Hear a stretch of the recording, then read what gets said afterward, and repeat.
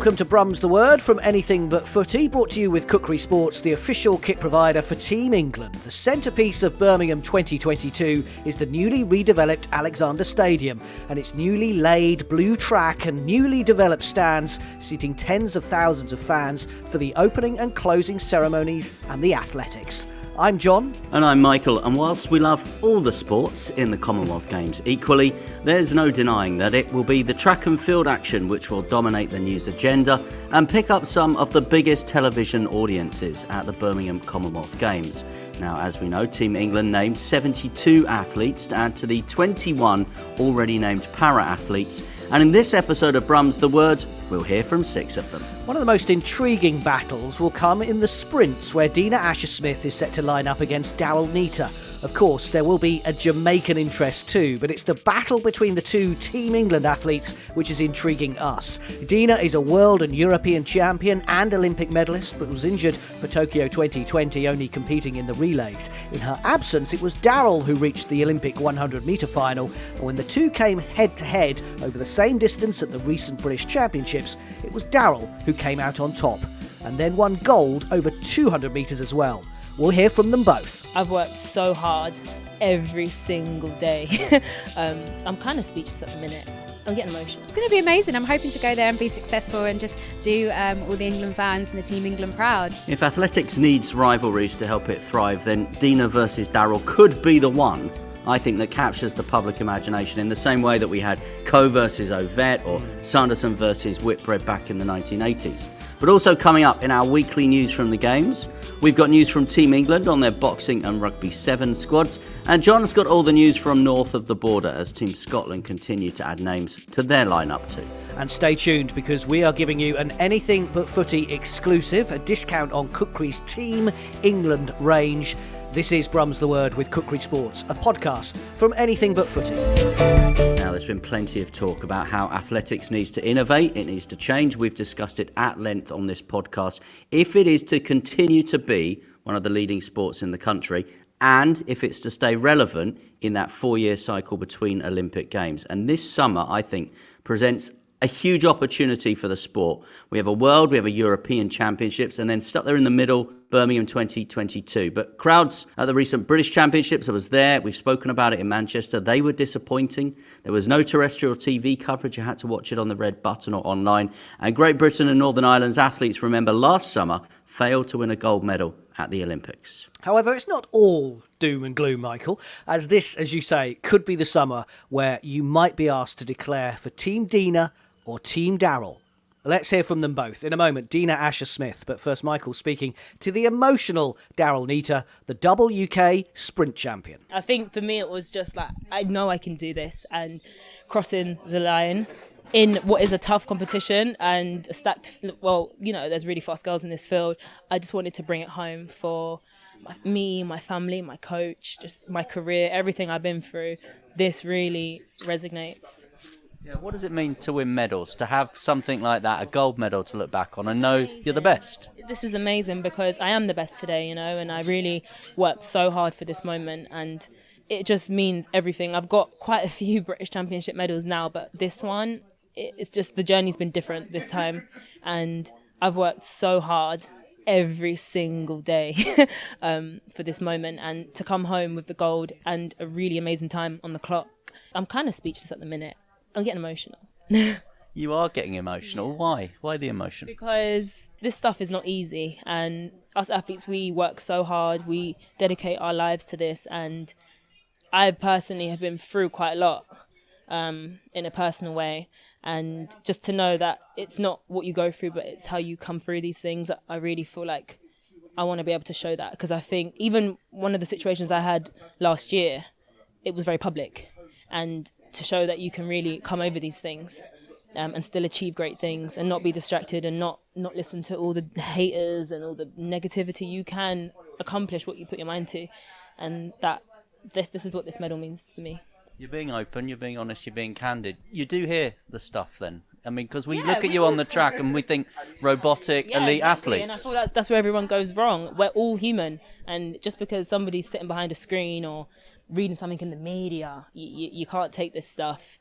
You know, we're all human at the end of the day, and a lot of what people see isn't even the truth. So I feel like you got to be very strong, and that's what this means for me. It's been an amazing journey, actually, and reflecting on what some of the things I've been through, which have made me really upset some nights, this means everything, because I've accomplished great things, and no one can take that away from me. And you've got a great opportunity to be a real hero, a superstar this summer, because it's a big summer for you guys. It's a huge summer, and I really want to, inspire people and let people know that I am just a literally normal girl from Southeast London, chasing my goals, and I'm achieving them. And yeah, it's amazing, really, to watch myself do it. It's amazing. So I remember chatting to you in 2017. Obviously, the London World Championships was huge. Yeah. Are you going to get a similar vibe with Birmingham? I think so. I think that's what's super exciting, knowing that there is another chance to run in front of a home crowd, and we can have more of our family and friends come to watch us, and it's a bit more accessible, and that will mean a lot, because London 17 was great as it was at home, but I wasn't the athlete I am now. So it would be actually amazing to run in that stadium because it's so fast. But I'm super excited for Birmingham Commonwealths. And going for individual gold? Yes, definitely. Hell yeah. As I did today. But I think as a whole, British sprinting, we're doing really well, and we are challenging the world, and we are a team, so it's great that we can all push each other and challenge the best in the world.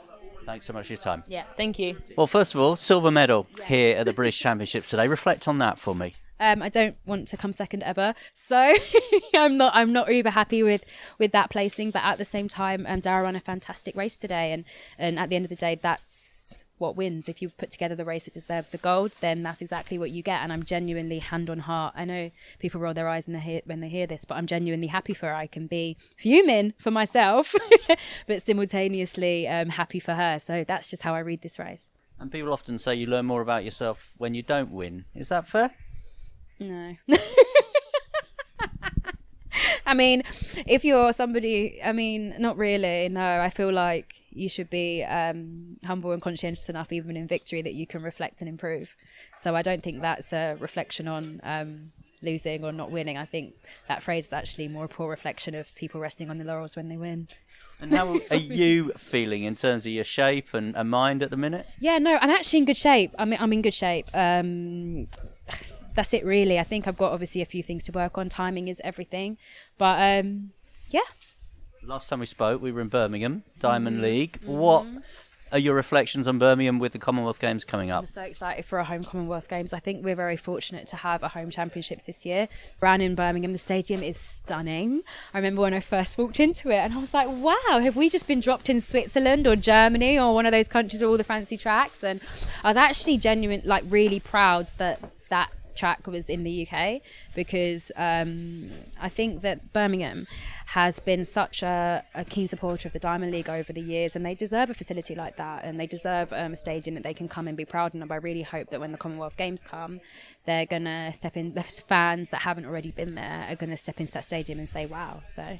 And you had a bit of an involvement back in London in 2012, as we know. And then 2017, you raced and won medals at the World Championships. Yeah. What is a home championship going to be like then for you? It's going to be amazing. I'm hoping to go there and be successful and just do all the England fans and the Team England proud. And just honestly, really have a good time. Because as you said, it is a really busy season. And just smile and roll through it. And just finally then, how are you going to cope coming back from Eugene and the success that we're hoping you have there, and then have to do it all over again? I feel like it's one of those things where everybody's in the same boat. That is exactly how we take it. Like the whole field would have been at the World Championships.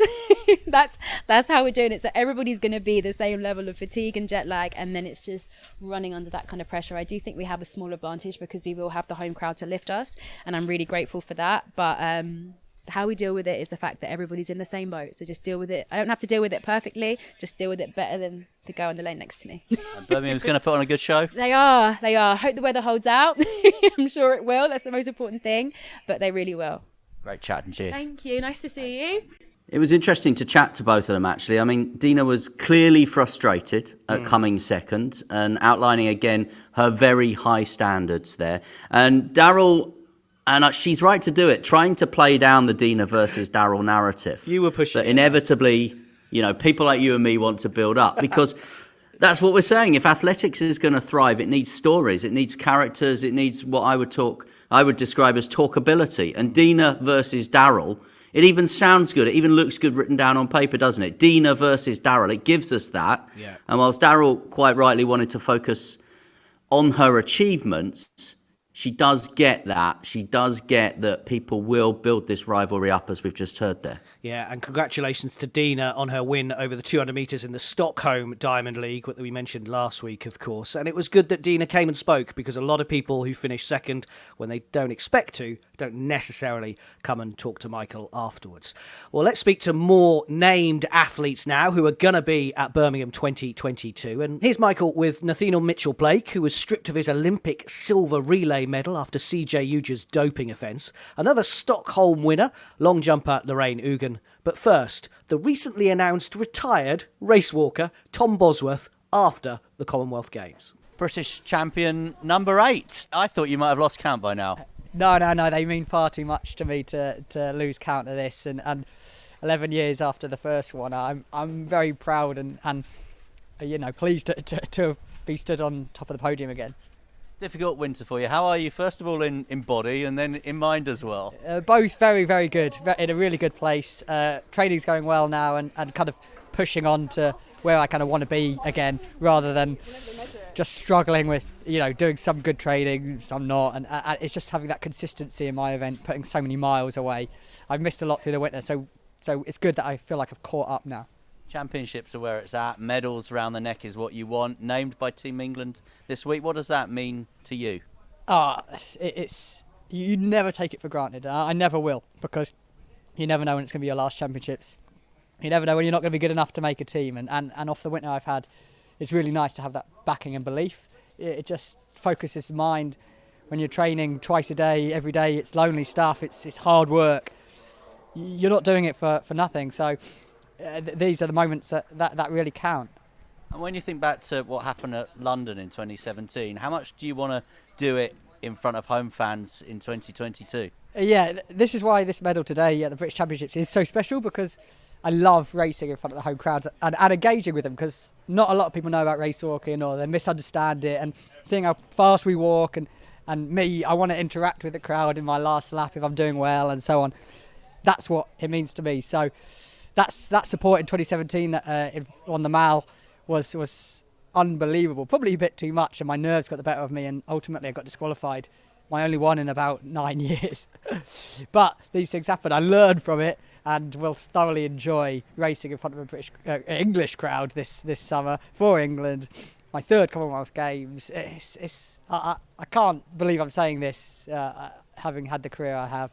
It means so much. And just finally, I mean, in terms of you promoting your discipline, which you've always wanted to do, how much of an opportunity is Birmingham in terms of it being in the right time zone? It's going to be on primetime TV. People are going to see you. Yeah, that's it. I've never actually wanted to do it just for me. I mean, of course, it's an individual event. I want to have success. That's what I train for. But the event has been so kind of not lost, but people don't respect it, I think, for what it is. We're walking times that people run, and we've got this incredibly difficult technique, and that's all I want to put across and show that it can be entertaining. There's the jeopardy of maybe getting disqualified or red and yellow cards. There's so much more to it than just walking around a track, and that's what I've always tried to do. But sport's about entertainment as well. I want to thank the crowds for coming out. I want them to remember and say, I remember Tom, that guy who walks faster than I can run. Thanks very much for your time as ever. My pleasure. Cheers. Huge smile on your face. Congratulations. British champion. What does that mean? Yes, it was fantastic. I love to come out here and be able to win a British championship. I think this year has just been about really building my confidence back, getting back on the podium, proving that I'm an elite athlete and that I can continue to contend with the best in the world. So I'm really happy to have made my automatic selection for the World Championships and kind of just build on that going into the summer.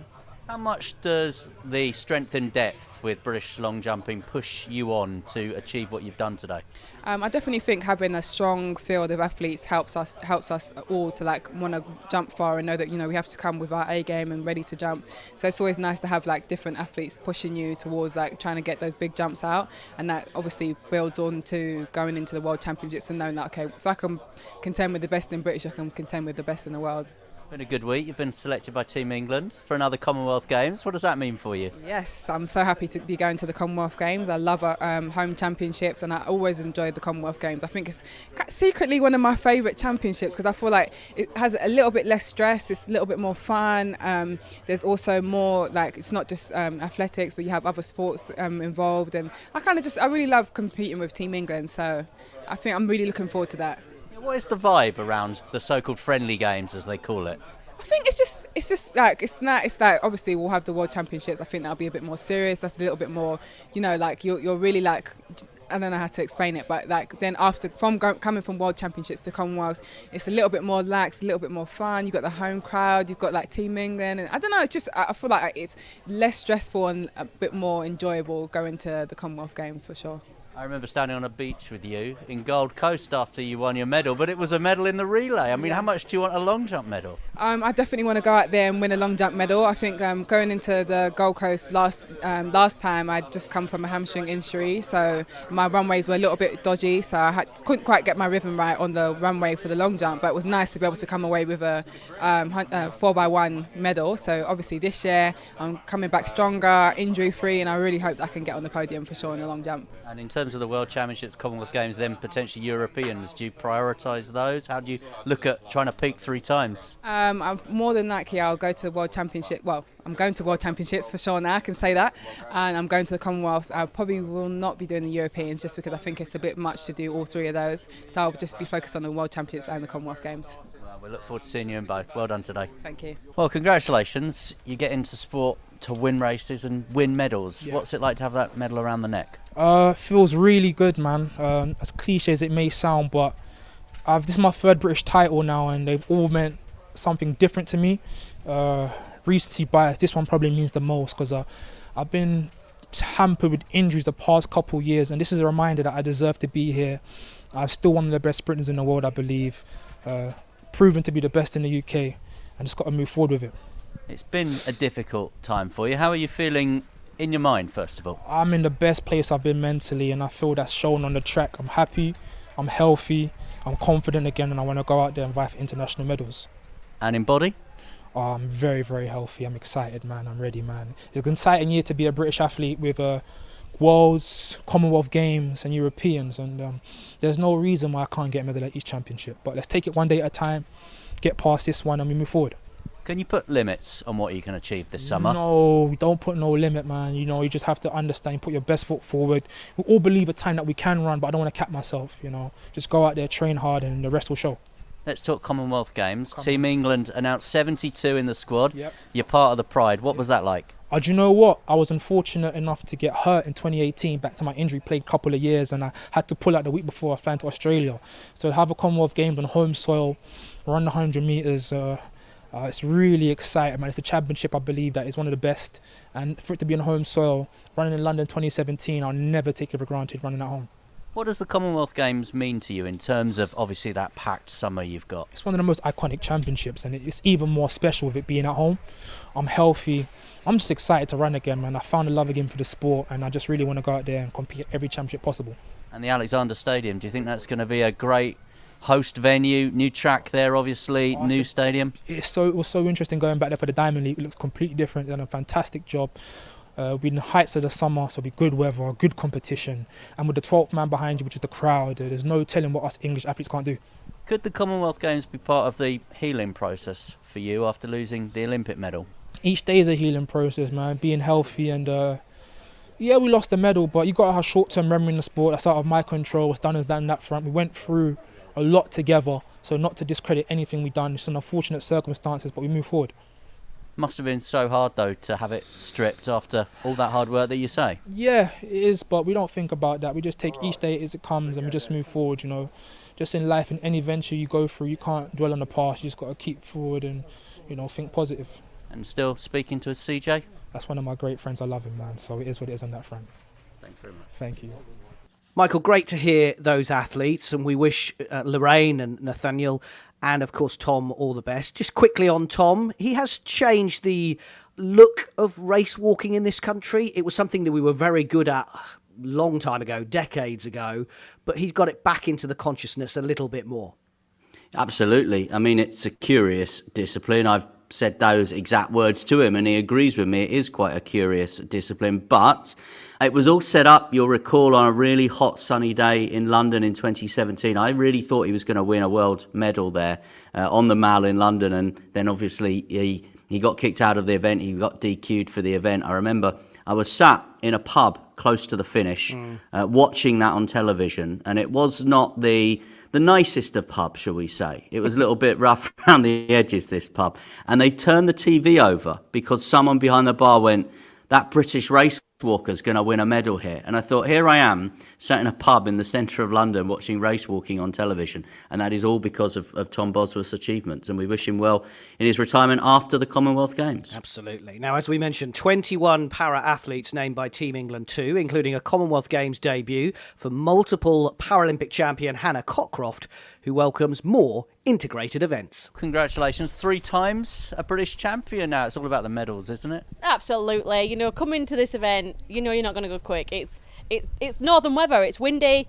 It's not that warm, but I'm used to it. I'm a northern girl. So, yeah, coming here, it's all about the titles. It's all about, you know, saying that I am British champion. And, yeah, to get it for a third year is a massive privilege. You know, we've got Mel Woods coming through. She's not been in the sport long, but she's absolutely incredible. And I don't know how many more of these I'm going to get with her chasing my tail. So, yeah, every year's more and more special. And when you woke up this morning, why the Leeds City vest today? Because you could have worn a Great Britain one. I mean, why Leeds City? You know what? I've been a member of Leeds City since I started racing, so 15 years now. And you know what? I've never had a vest that fit till this year. So I thought, why not give it a little run out? How important was it that your race was on the programme here today? Massively important. You know, we need to see this more and more in more events. You know, we introduced this in 2020. I think was the first British Championships we got integrated in, and that was fantastic. And I'm so glad and proud that British Athletics have decided to keep it in. But we need to see it at more events now. You know, the more we can put our sport out there and show people that parasport's a thing, and that we get the crowds and we get the attention, then, you know, honestly, not only does it make it easier for the athletes to bring in the sponsors and to bring in things like that, but also it makes sure that everyone sees what we're doing. And you know, I always just think, when I was young, I didn't see parasport anywhere, and I hate to think that there could be a 5-year-old, 10-year-old, 15-year-old sat at home going, sport's not for me, because it's for everybody. And that's why events like this are so important. We had the Diamond League in Birmingham back in May, I think it was, and my first ever Diamond League event, and that was amazing. And it really is great to see British Athletics integrating in as many places as they can. So yeah, let's hope they keep doing that. And is that why the Commonwealth Games deserves its place on the calendar? It deserves its prominence, its importance, because it is integrating more sports? Absolutely. I think the Commonwealth Games is so unique in the way that it's run. You know, it's the only major championships that is an integrated, able-bodied and Paralympic team. I've never been involved. It'll be my first Commonwealth Games this summer, and I'm so excited just to be part of that, part of something totally different, and part of somewhere that I probably will have to educate people about my sport, but the more people we can educate, the more people will get involved, and the more people hopefully will love what we do and want to watch it. So, you know, being part of that team is going to be an amazing experience for me. Like I said, 15 years in the sport, you don't get many firsts at this point in your career, so I'm grabbing it with both hands, and it is my first Commonwealth Games. And I think, yeah, just being part of that, you know, not Team Great Britain this time, Team England, representing my country, and being part of an actual integrated team where the able-bodied and the Paralympic team are completely classed as equals. We're getting the same medals, we're racing on the same track, we're doing everything at the same time. I think that's going to be really, really special. And you've torn that track up once at the Diamond League. What's been your verdict on Birmingham? How will it host the Games? I think it's going to be absolutely incredible. You know, tickets are already selling out. I believe there are a few left for my day, the 2nd of August, if anyone wants to come in the evening. But you know what, just the crowd, it really reminded me of London 2012, and I really think that's the feeling that a lot of us old athletes are going to get throughout the games. It's a home games, it's a home crowd, and no one does a crowd like Britain. The support, the noise, the atmosphere, we felt it in a small way at the Diamond League, and it wasn't even fully built yet, so just wait till we get in there next month, and I know that it's going to be absolutely immense.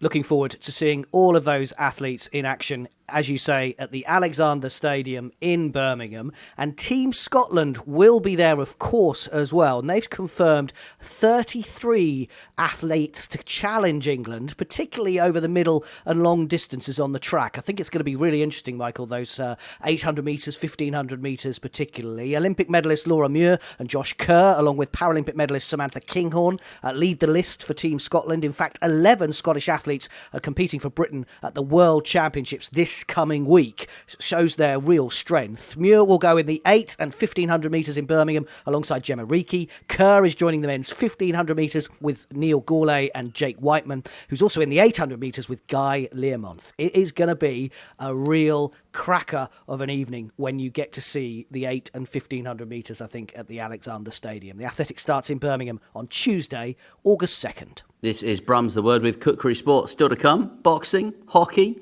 beach volleyball and rugby sevens as we round up more news from the games. And just for listening, you can get your hands on some summer savings and look the part too. Go to the full range of official Team England merchandise at kukrisports.com and save 10%. All you have to do is use the code ABF2022 when you're checking out. Just use the code ABF2022 and it's an exclusive offer just for listening to Anything But Footy. On to other news from the games now. 8 men and 6 women have been selected for Team England in a range of different boxing weight categories.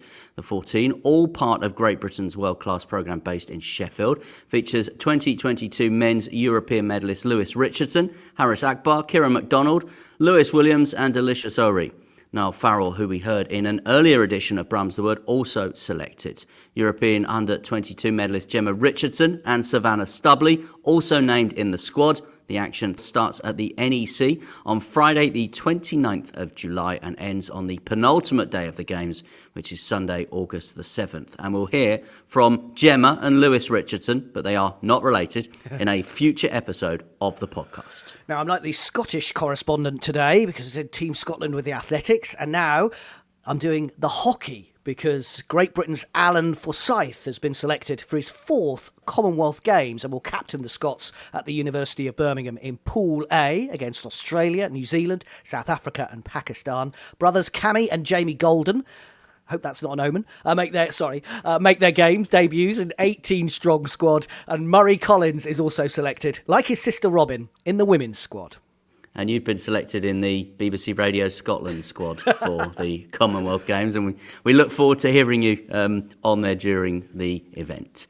Now, as we told you last week, England's beach volleyballers in good form, and they'll have to be as they open the whole tournament in Smithfield in Birmingham City Centre on Saturday, July the 30th. The draw has been made, and the Bello brothers face Tuvalu in the opening match, and Jess Grimson and Daisy Mumby take on the Solomon Islands the next day in their first match. England's women's hockey team are through to the knockout stages of the World Cup in Holland after a 2-0 win over China. Grace Balston and Giselle Ansley scoring in the must-win match to progress from Pool B. In the end, they actually finished second in the group. Laura Unsworth is now set to make her 300th international match. Wow.